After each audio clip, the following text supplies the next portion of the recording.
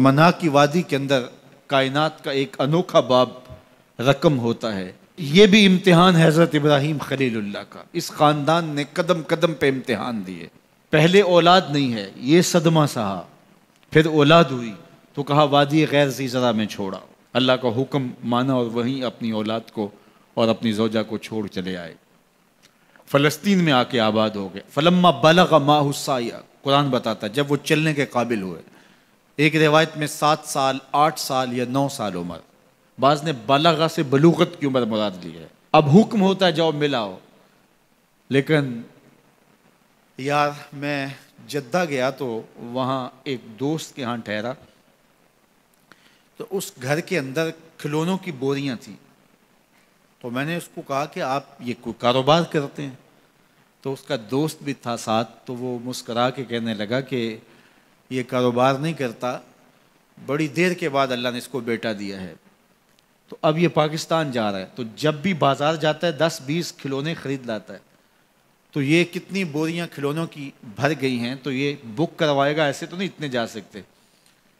تو یار اتنے عرصے کے بعد بیٹا ہوا اور باپ ملنے جا رہا ہے، تو اس نے کھلونے جمع کیے، لیکن یہ کیسا باپ ہے جس کو حکم ہوتا ہے اتنے طویل عرصے کے بعد بیٹے کو ملنے جا رہے ہو، ایک چھری لے لو، ایک رسی لے لو۔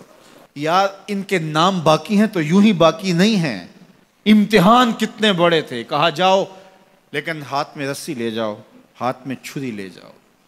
حضرت خلیل اللہ پہنچتے ہیں، اپنی زوجہ سے ملے اور کہا بیٹے کو تیار کر دو، دوست کی دعوت پہ جانا ہے۔ مانگ سجا دی جاتی ہے، بیٹے کو نئے کپڑے پہنا دیے جاتے ہیں۔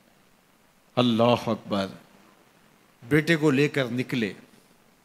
یار بیٹا ان فوان شباب میں ہو، چڑھتی جوانی ہو، تو باپ دیکھ کر کے کتنا خوش ہوتا ہے، اور پھر اس کا بیٹا بھی اکلوتا ہو، اور بیٹا بھی بڑھاپے کا سہارا ہو، عصائے پیری ہو، رب سے مانگ مانگ کے لیا ہو، اور پھر بیٹا بھی وہ جس کی پیشانی میں محمد کا نور چمک رہا ہے۔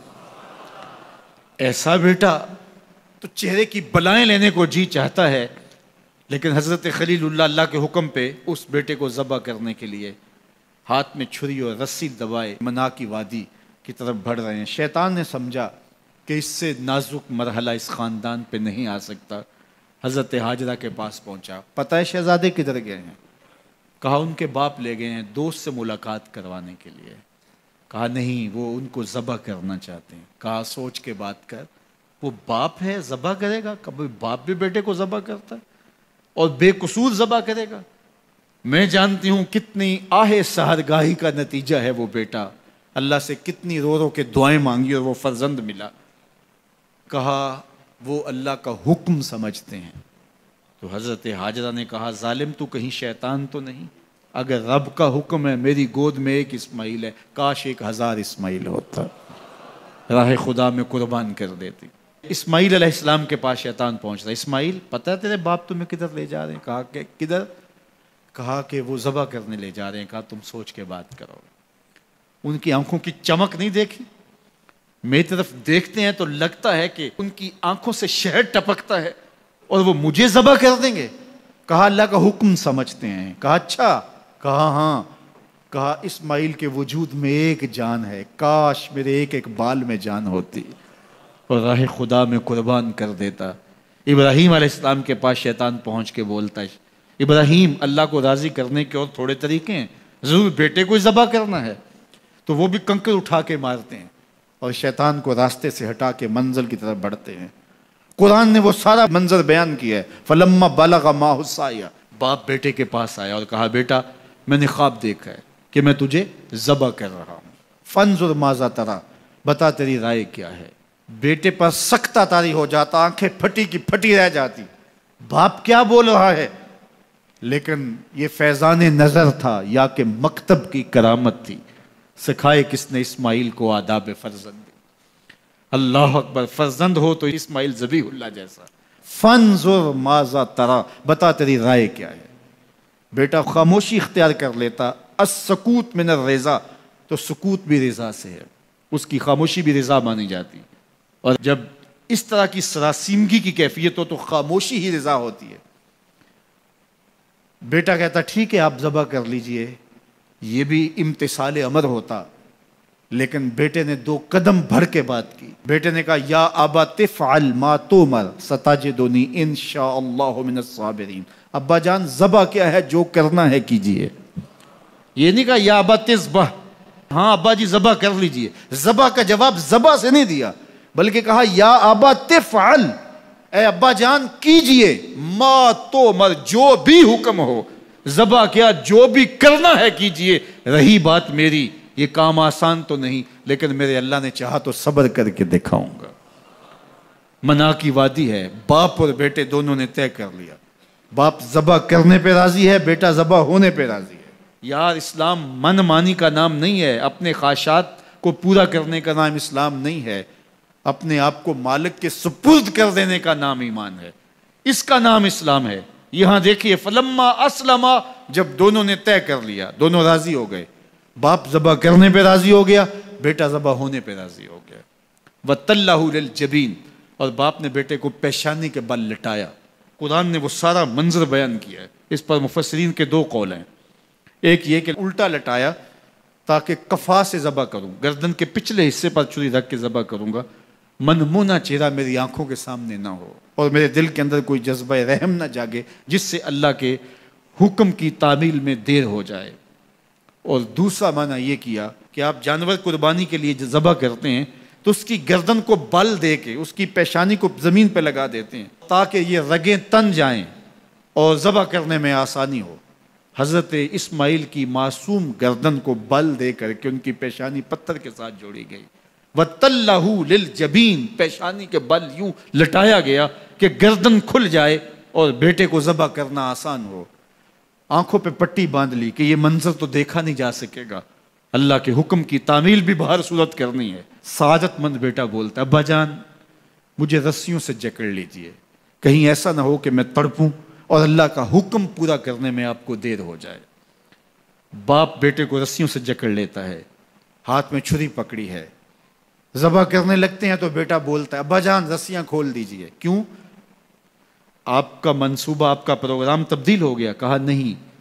تو پھر کیوں رسیاں کھولوں؟ کہا کہیں ایسا نہ ہو کہ کل کا مورخ لکھے کہ باپ ذبح کرنا چاہتا تھا، بیٹا ہونا نہیں چاہتا تھا، باپ نے باندھ کے کیا. کھول دیجئے، نہیں تڑپوں گا. رسیاں کھل جاتی ہیں. بیٹا پیشانی کے بل لٹایا ہوا ہے، ہاتھ میں چھری پکڑی ہے، منا کی وادی ہے، کارکنان قضاء و قدر کی چیخیں نکل رہی ہیں، حوریں تھرا رہی ہیں، زمانہ کانپ رہا ہے، منا کی وادیوں پر تھر تھراہٹ ہے. مالک قیامت آنے والی ہے. فرشتے بھی پوچھ رہے ہیں کہ مالک کیا ہونے والا ہے.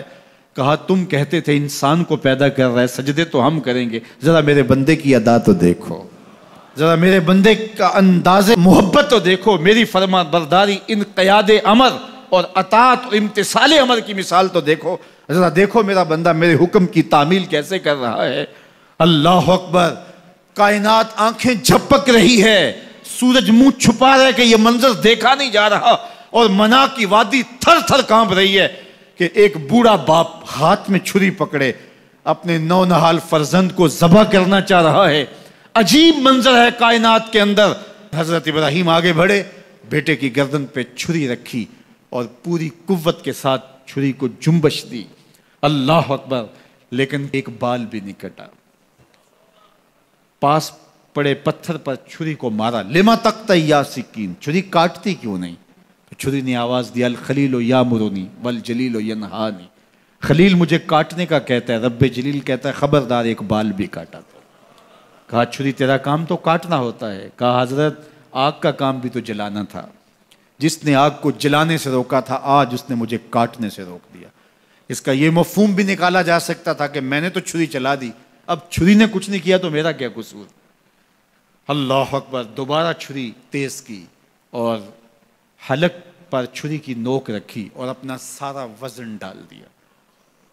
گردن کٹ گئی، خون بہنے لگا اور دل میں تھا کہ اتنا بڑا کام جو میں نے کر لیا. لیکن جب پٹی کھولی تو دیکھا منظر بدلا ہوا ہے. جس کو بیٹا سمجھ کے ذبح کیا وہ بیٹا نہیں تھا، دمبا تھا.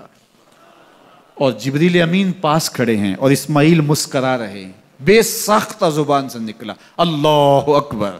تو حضرت اسماعیل بولے لا الہ الا اللہ واللہ اکبر. جبریل بولے اللہ اکبر وللہ الحمد۔ اب یقین تھا کہ یہ سارا اہتمام ادھر سے، جبریل کا آنا اور دمبا پڑا ہے اور ذبح پڑا ہے اور جبریل امین موجود ہیں تو یہ یہی لے کر آئے ہوں گے، اور بیٹا مسکرا رہا ہے۔ یہ سارا منظر، یہ قرینہ حالیہ بتا رہا تھا کہ یہ سارا الوہی اہتمام ہے، رب نے قربانی قبول کر لی۔ لیکن صرف اتنا ہی نہیں ہوا کہ یہ قرینہ حالیہ آپ کو یقین دلاتا، بلکہ منا کی وادی چمکنے لگی اور وہی کے اجالوں سے پوری وادی روشن ہو گئی، اور آواز آنے لگی وَنَادَيْنَاهُ يَا إِبْرَاهِيمُ قَدْ صَدَّقْتَ الرُّؤْيَا إِنَّا كَذَلِكَ نَجْزِي الْمُحْسِنِينَ۔ یہ منظر دیکھا تو ابراہیم ابھی کوئی سوال کرتے، کسی سے پوچھتے کہ یہ کیا ہوا، اتنے میں وہی نازل ہوئی، اے ابراہیم تو نے واقعی خواب پورا کر دکھایا، اِنَّا كَذَلِكَ نَجْزِي الْمُحْسِنِينَ۔ ہم اپنے بندوں کو یوں ہی صلہ دیا کرتے، تیرے بیٹے کو ذبح نہیں کروانا تھا تیرے ہاتھوں سے، ہم نے تیرا امتحان لینا تھا، بس ابراہیم تیرا امتحان پورا ہو گیا۔ ہم نے تیری سنت کو اب قیامت تک کے لیے باقی رکھا، قیامت تک کے لیے باقی رکھا۔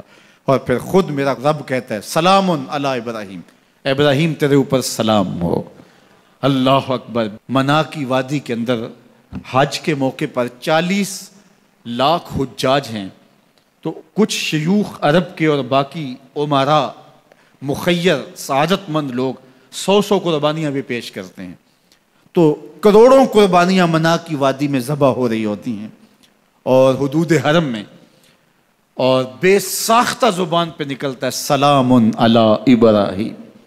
ہر سال یہ شور و غوغا ہوتا ہے کہ اس مرتبہ قربانی بہت مہنگی ہے، شاید زیادہ لوگ قربانی نہیں کر پائیں گے، لیکن جو ہی موسم قربانی کا آتا ہے گلیوں اور بازاروں کے اندر جانور گھوم رہے ہوتے ہیں اور ان کو دیکھ کے بے ساختہ زبان پہ آتا ہے سلام علی ابراہیم، ابراہیم تیرے اوپر سلام۔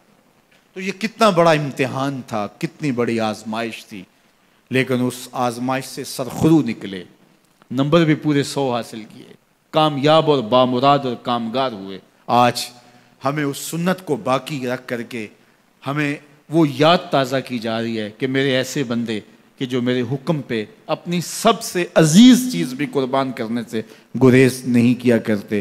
ہمارے ایک بزرگ فرمایا کرتے تھے کہ ہر بندے کا ایک اسماعیل ہوتا ہے، جب تک وہ اپنے اسماعیل کی گردن پہ چھری نہیں رکھتا رب کا قرب نصیب نہیں ہوتا۔ تو جو تمہاری محبوب چیز ہے اس کو راہ خدا میں جب تک قربان کرنے کا جذبہ نہیں پاؤ گے، تب تک تمہیں وہ منزل نصیب سعادت کی نہیں ہوگی۔